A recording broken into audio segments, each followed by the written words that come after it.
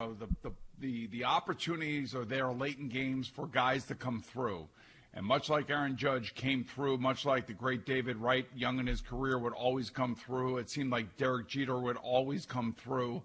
When the game is on his bat and he's in the batter's box, Cespedes, Cano, Conforto just aren't coming through. They're just not. And then the last two games have been really, really frustrating because the Boston pitching staff isn't that good, and obviously neither is the Mets, for that matter. And Steven Matz, once again, just an oh, by the way, random, looking like a fifth starter outing when he's supposed to be the second starter in the rotation, and just listless. The team looked listless, and maybe it's getting to them that there's no fans in the stands. And then, of course, Edwin Diaz comes in, throws 35 pitches, gets one out, and then everybody wakes up this morning thinking, you got to get rid of this guy. You got to get rid of this guy. This guy is just awful. And it's not like he's not trying. I know he is. I know he's trying his damnedest. But, they don't trust him. And they only use him when they have to use him now. And every time, well, this is the second time they've used him, he was just awful again last night. So really, really disappointed in the Mets' last two losses because of the opportunities that they had offensively, and they were unable to capitalize, especially if you want to be a clutch guy, if you want to be that guy that people look up to, like we did for David Wright when he was younger and all the times he came through, or Derek Jeter, or last night Aaron Judge, DJ LeMahieu late in the game coming through with a key hit. Even if J Happ is not going to be that great, they are just so good offensively, especially against Baltimore, that they're doing what they're supposed to do. They're winning. And the Mets should have taken 4 games from the Red Sox. They should have taken 4 games. It should have been a sweep. But they look listless. They look tired. They looked, just out of sorts late in games offensively. And it's really, really, really frustrating. Now, on the other side of things, the NBA had 2 great games last night. 2 great games last night. And 2 games that came down to the wire. And, stars played significant roles and big games, good games. Rudy Gobert starts the season with scoring the first 2 points and then ends their game by winning, by scoring the last 2 points. So kind of a little bit of an interesting take on that, since he was the first player that came down with COVID-19 and shut down every sport known to mankind at that point in time. And then if the basketball is going to look that good and it's going to be that competitive, I can only hope that the hockey does the same thing starting tomorrow, because I think personally, even though it wasn't the greatest hockey, simply because the players have been off for so long, I think the fresh legs, the healthiness of a lot of the key players that are back from injury are going to make hockey great. So I think we're going to get great hockey playoffs. It looks like basketball is off to a great start. The Yankees are off to a great start. The Mets, not so much. Edwin Diaz, not so much. And certainly Michael Conforto, not so much. No, and boy, there was a lot there that you just went through. We'll start with where you started, and that's with the Mets. You are dead on. Steven Matz was average at best last night. You'll see 3 runs, 5 1/3. Average, not what you need him to be. You need him at this point in his career to be better, and he wasn't. Opportunities knocking, and they don't come through. 7th inning, 8th inning. I mean, you're talking about guys in scoring position with less than 2 outs, unable to get the hit, unable to drive a guy in from third, strikeouts in bad spots. They right now, when you look at them, on paper, you got to go do it on the field. On paper, you think that they would score a bunch of runs every night, and it's feast or famine. And right now, it's not the mark of a good team. They don't play good defense.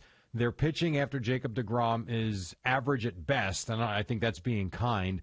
Their bullpen in spots is okay. Other nights, horribly disappointing. I point to Seth Lugo, really good one night, and then was obviously not so good the next night. Edwin Diaz is a disaster just waiting to happen, and I don't know what you do with him. You're not going to cut him. I don't know what you do with him, because you're not using him to close the games. That's become apparent since Saturday, at least not right now. You put him in a spot to hold the game at 3-2 last night. He can't find the plate. Boomery gets 1 out. He walks 2 guys, hits a guy, gives up. It's unbelievable. Yeah, now, you want to tell me a lot of them aren't hard hit balls? All right, fine, at least the base hit. But you can't be hitting guys. You can't be loading the bases. I know he's got swing and miss stuff, but if you're nowhere near the plate, what good is it? Yeah, well, frustrating. I think just like J Happ last night, he hasn't pitched in a while. And neither has Diaz. And I do think there's something about getting into a rhythm and expecting a certain role, and when that role doesn't happen for a closer type, then all of a sudden he's starting to think that the people around him don't believe in him, which I can understand why. And it's for J. Happ too. He was another one. He hasn't pitched in a long time, and he's not in any sort of rhythm or kind of. You try to get on a roll. You try to get things together, and he looked like he was rusty last night too. The pitcher for the Orioles that started the game with the hit and the batters and everything John else. Means, yeah. Oh my God. And you just got to hope for guys like what's his name, Gleyber Torres isn't hurt too bad. Even Pete Alonso got hit last night, but he had that pad on his wrist, so he was lucky to have that pad on his wrist. The last thing you want is somebody like that going down in a stupid way and missing games. So I don't know. It's frustrating. It's frustrating for the Mets because offensively they should be better. They should be more clutch, and they're not clutch, and that really is an issue.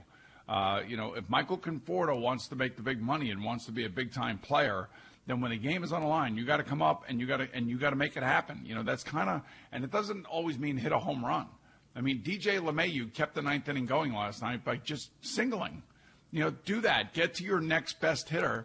And when you get to your next best hitter and the guy hits a bomb, you win the game. You feel like you just completed an assist in a basketball game, or you feel like you just threw a touchdown pass in a football game, or you made that perfect pass from the point to the low slot, and all of a sudden the puck's in the back of the net. That's how you feel if you're DJ LeMahieu, and that's the way you have to be. And I don't know what to tell you. It's got to be really frustrating for Conforto. It's got to be frustrating for Cespedes. I know he's hit a couple home runs, but still, every time it seems like I turn on the TV and I'm getting ready to watch Cespedes late in the game, he's striking out. Now, last night he got a walk, which was key and was unselfish and loads the bases.